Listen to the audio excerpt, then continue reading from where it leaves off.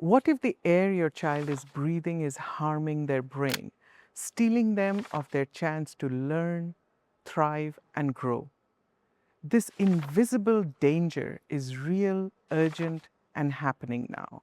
We are talking about air pollution and its impact on our brain, and what countries are doing to stop it, from London to Bogota. New studies have emerged linking air pollution to dementia, anxiety, and depression, affecting your brain and mental health. We are talking to Dr. Maria Nera today.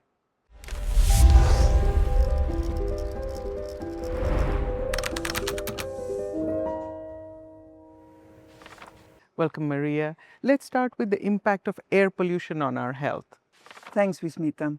Yes, air pollution is the biggest environmental risk factor for our health. Every year we have 7 million deaths caused by exposure to air pollution. This is a horrible number. Let me give you another figure. 9 out of 10 people in the world is breathing air which quality is not aligned with the recommendations, the guidelines of the World Health Organization. Those little teeny particles in the polluted air, they can go very deep in our lungs, and they can affect as well our brain.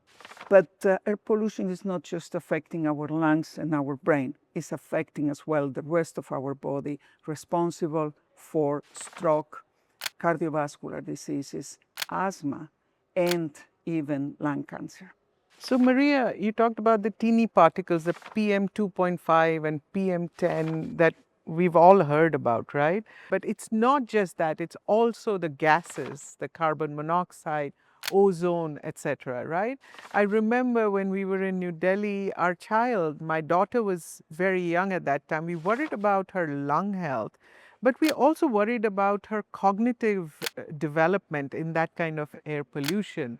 Can you elaborate on the impact of air pollution on children's health? Let me give you an example. When you are pregnant, if you are exposed to high level of pollution, then you might be at risk of low birth weight, premature birth, and even problems on the development of the fetus.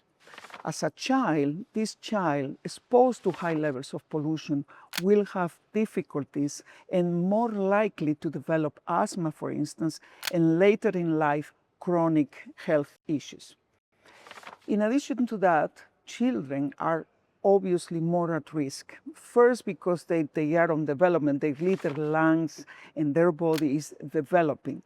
And then they breathe faster than we do, so they take more quantity of air for their size, and they play outside, so they will have more exposure, and they cannot control the exposure. So it's our responsibility to protect them and make sure that the health of our children is developing a healthy environment. So, Maria, if 9 out of 10 people are breathing polluted air, how can we protect our health? We definitely have some individual measures we can take. We can reduce exposure by avoiding maybe the most trafficked roads or the most congested areas in the city where you live, or avoiding to practice sport or walking in those very polluted places. Or even at home, looking at the fuels you use for cooking and making sure that you use the cleanest possible ones. However, those are individual choices, and you are not always able to take those choices.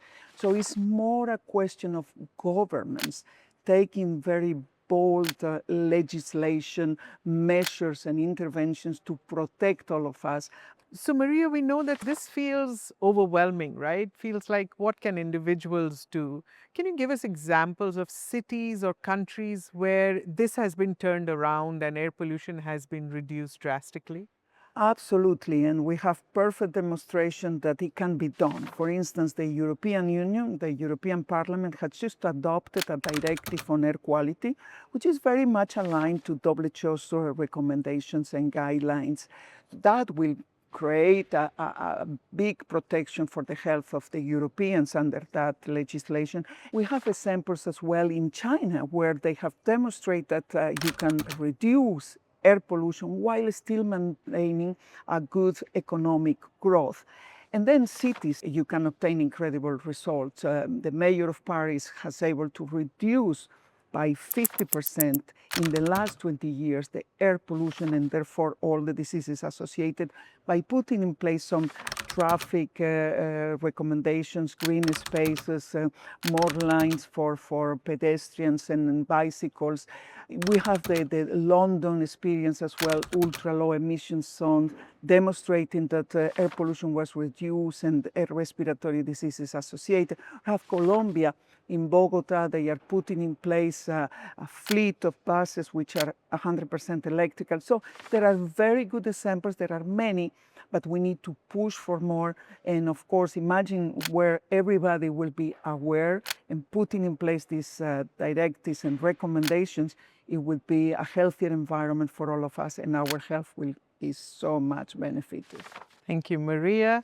That was Science in 5 today. Until next time, then stay safe, stay healthy, and stick with science.